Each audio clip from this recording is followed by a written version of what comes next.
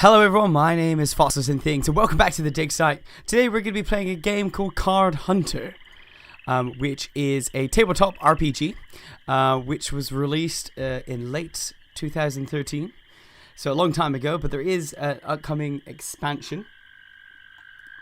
So I'm just taking a quick sip of my coffee. That's going to be coming out very soon, which adds actual like sci-fi elements to the table, so it's going to be a sci-fi setting.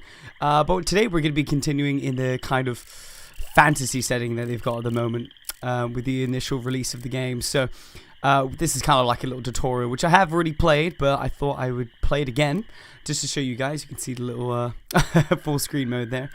And it's very easy. You got these cards which you can play, and each turn, obviously, you get a new bunch of cards. So you kind of make sure you use everything that you've got to its full ability. So we're gonna get our good friend Ordis here to move up really close to this guy, and you can see the lizard guardians will play their own walk cards to get closer to you. But lately, when you hover over your cards, you can see what they do. So you right click, you can actually go over. So you've got Arcing Spark here, which I am actually going to do. Let's give this a go. So Idris. We'll knock him down to 3. So here we are. So we've got Plan of Travel, which is obviously a teleport. So this necromancer can move forward. After you pass, you can end the ground, you can draw a new card. So once we finish a round, we get to obviously draw more cards once these are spent. So I'm going to use it again. I'm going to use this fireball on this guy. Do some damage to him. Obviously do damage to our own guy, but at least it's damage to the majority of the people around him. The great thing is you got dice rolls here as well, so it's pretty handy. Obviously you've got Hardy Mail, which is always available here for our characters to use. So Borgo Stonehearts is obviously whenever an armor card, you don't have to use them. They're only used when an enemy attacks you. So the good thing is you don't have to be like, oh god, Hardy Mail, I need to press it or I don't get armor. It doesn't work in that way. So let's get Father to attack this guy. So reaching swing. And there we are, you can take him out. And you can see here we've got some a little star, which is our victory kind of point. So once, kind of like chess, once you take someone off the table here, you get to claim them, which is a little victory star here. So you can hover over the numbers, you can hover over these cards which they've already used, and see what they can do for a following attack. But it's fairly easy to do. So let's use this. So we're gonna attack Father again. But Idris has to attack. Let's get this guy off the table here. So we've got another victory star. This guy is going to move closer to us. But what we want to do with our good dwarven friend here is move him a bit closer, so he can do some more damage. So can we? No, we can't. So what does shield block do? Okay. All right. So that will automatically be done. But we can use dash for our good friend Idris here. Move her a bit to the left, get a good position for the next turn, and we can, let's heal ourselves. There we are. Oh, she's taking some damage. We still really can't attack, but let's inspire the dwarf. Oh, I think we just inspire ourselves. Never mind. But that means we can use this bludgeon here. Won't take him down, but at least we'll do some damage. So she's getting hit pretty hard here. And we can't move close enough for her. So we're going to have to just pass and hope that she doesn't die. Great. Okay, so what we can do, we can get her out of here. Oh, we had to get rid of a card, I believe.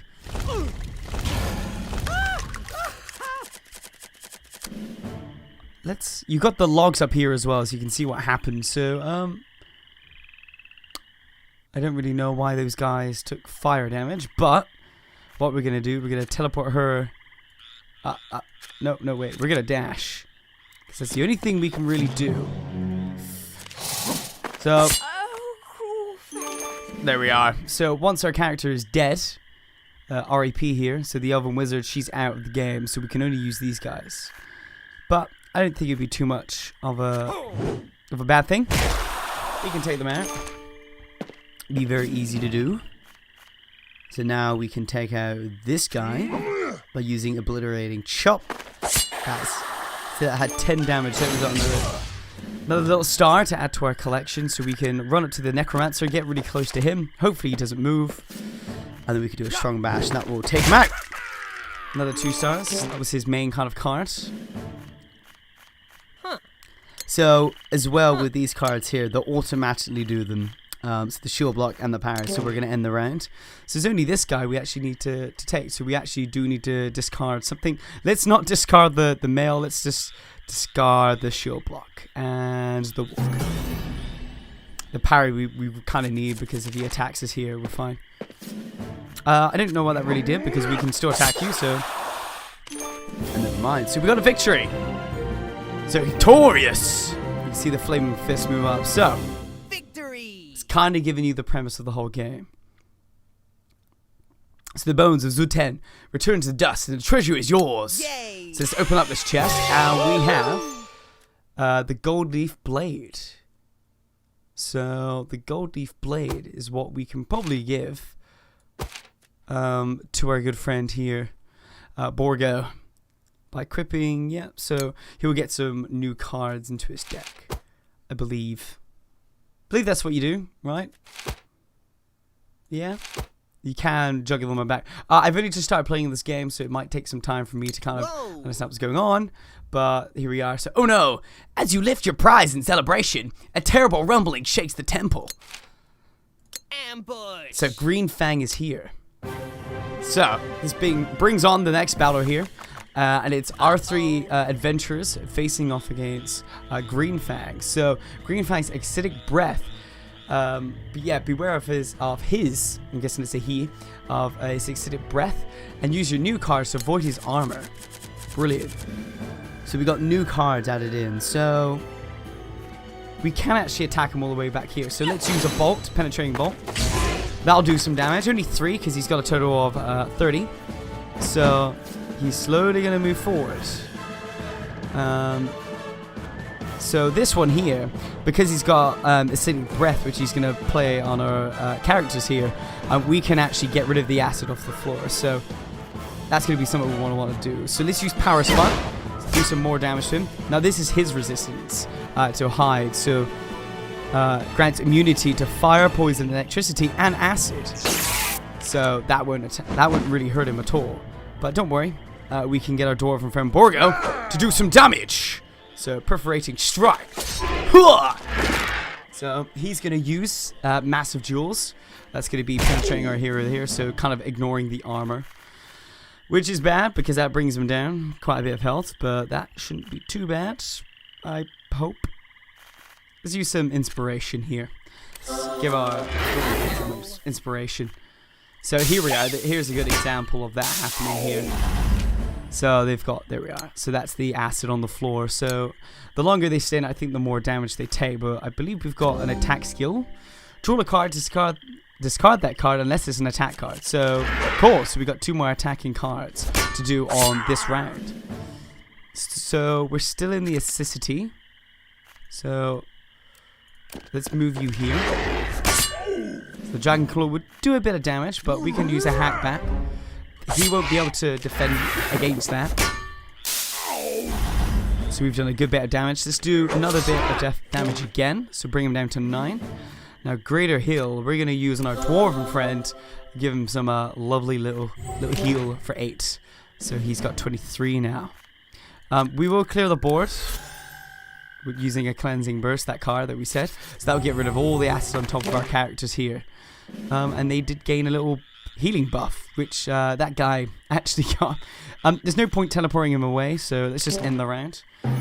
So, for my idea is that we can keep 2 cards in each character each round, which is good, I think. We rolled really badly on that round. Let's use a chop.